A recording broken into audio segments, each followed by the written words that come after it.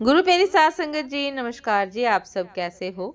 आशा करती हूँ बाबा जी के श्री चरणों में अरदास करती हूँ कि मालिक की कृपा से, निरंकार दातार की मेहरबानी से आप सब बहुत खुश होंगे, मौज बहार में होंगे और अवश्य ही भजन सिमरन में होंगे।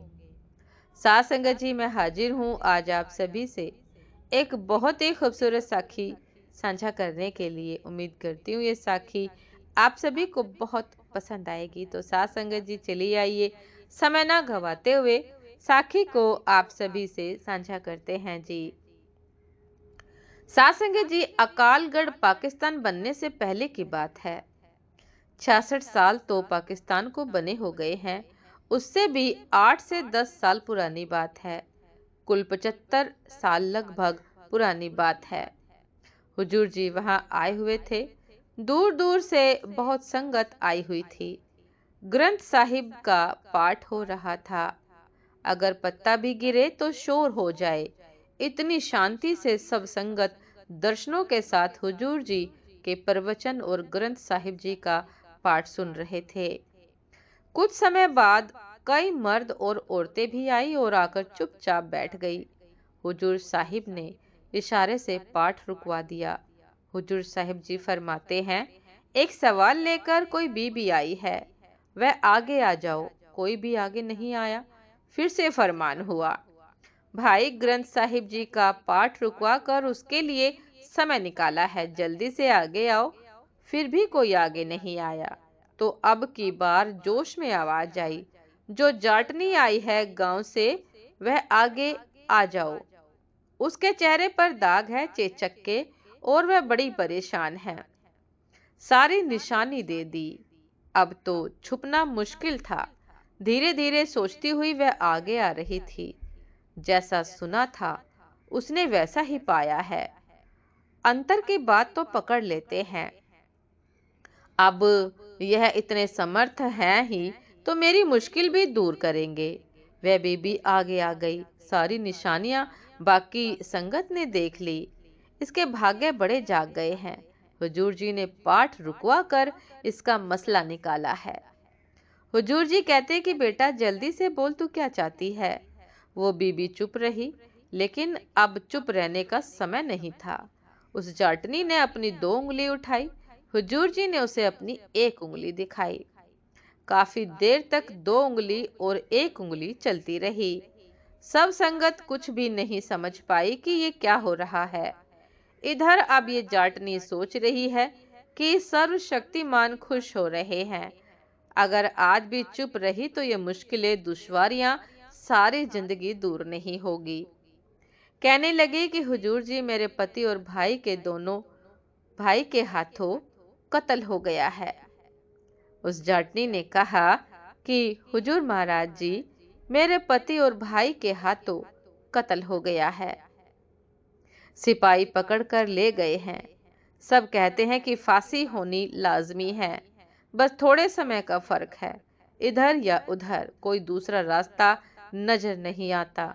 बड़ी दूर से चलकर आपका बड़ा नाम सुनकर आई हूँ। भाई मेरा इकलौता है। हुजूर जी कहते हैं, चल ठीक है, तू बड़ी दूर से नाम सुनकर आई है तो तेरे पति को बरी करवा देते हैं। जाटनी बोली कि बरी, बड़ी मेहरबानी महाराज जी, आपकी बड़ी मेहरबानी जी। भाई मेरा एक है और मेरी माँ के दांत भी गिरने लगे हैं। अब उसके और बच्चा होना नहीं। माँ बाप के साथ साथ मेरे माँ बाप का नाम लेवा भी नहीं रहेगा। जिंदगी भर मैं किसे रखड़ी बांधूंगी? बताए जी, मेरे लिए तो माँ के घर जाना ही बंद हो जाएगा। हुजूर जी बोले, बात तो ठीक है तेरी। अच्छा ऐसा करते हैं, तेरे भाई को बरी करवा देते हैं। तेरे को रखड़ी बांधने में कोई दिक्कत नहीं आएगी। जाटनी बोले कि आप तो दाता हैं, मेरे पिता हैं। मेरा सुहाग चला गया तो लोग बड़ी बातें बनाएंगे। मैं जिंदगी अपनी कैसे काटूंगी? किस किस के ताने सुनूंगी? आपकी बच्ची बेवा हो जाए, यह आप कैसे देख सकेंगे? हुजूर जी बोले कि कह तो रहा हूं मैं कि चल तेरे पति को बचा लेते हैं। जाटनी, मैं तो कह रही हूँ। जाटनी ने कहा कि मैं तो कह रही हूँ, आपसे दाता के घर आई हूँ। मैं आपसे कह रही हूँ कि मैं दाता के घर आई हूँ। उसके घर ये कंजूसी, मैंने तो दोनों की ही जिंदगी की भीख लेके जानी है आपसे। सासंग जी, हुजूर महाराज जी बोले, मैंने कहा तो है, किसी एक को बख्श दिया मैंने, जा। सारी संगत निशब्द एकटक बैठी इस रोमांच का अलौकिक आनंद उठा रही थी। आखिर संगत ने हुजूर जी महाराज से अर्ज की कि आप इसे दोनों बख्श दें। हुजूर जी कहते हैं कि जा बेटी, एक मैंने बख्शा और एक मेरी संगत ने। मेरी संगत की कोई बात मैं नहीं मोड़ता, पूरी करता ही करता हूँ, भले ही वो लिखे हुए से अलग ही क्यों ना हो। जा मेरी संगत के जोड़े साफ कर। सासंग जी, वो जाटनी वहां पर ही रोते रोते नाचने लगी और बोलने लगी, ऐसी लाल तुद बिन कौन करे, ऐसी लाल तुद बिन कौन करे। रोते रोते वह बाहर गई और अपने दुपट्टे से हर एक संगत के जोड़े चूमती गई। फिर दुपट्टे से साफ किए जा रही है और मुंह से यही बोले जा रही है कि ऐसी लाल तुद बिन कौन करे।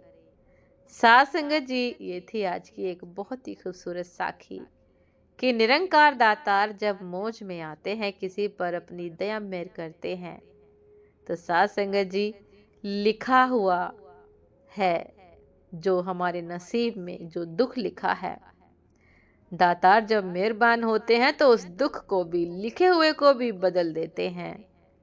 तो साथ संगत जी, परमात्मा से दासी हाथ जोड़कर प्रार्थना करती है, निरंकार सतगुरु महाराज के श्री चरणों में प्रार्थना करती है कि परमात्मा सबकी मेहर करे, सब पर अपनी दया मेहर ऐसे ही बनाए रखे, संकटों से बचाए रखे और इतनी दया मेहर अवश्य करे कि हम अमृत वेले उठकर भजन सिमरन अवश्य करें।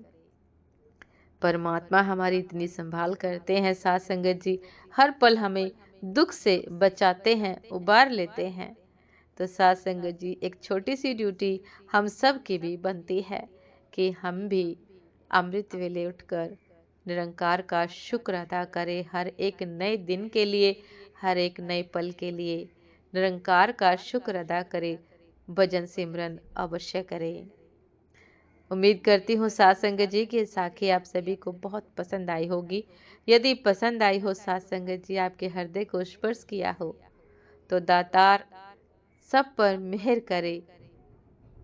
इसीलिए साथ संगत जी, साखी को लाइक कमेंट शेयर करना ना भूलिएगा। चैनल पर जो भी नए हैं, कृपा करके सब्सक्राइब अवश्य कर लीजिएगा, ताकि चैनल पर मिलने वाली सभी शब्द साखियों की अपडेट आप सभी को समय पर मिलती रहे। साथ संगत जी, आप हमें इंस्टाग्राम पर भी फॉलो कर सकते हैं। इंस्टाग्राम का लिंक डिस्क्रिप्शन बॉक्स में दिया गया है। तो साथ संगत जी, दासी को अभी आज्ञा दीजिए, आपसे फिर मुलाकात होती है एक नए शब्द साखी के साथ, एक नए खूबसूरत विचार के साथ। तब तक के लिए नमस्कार जी।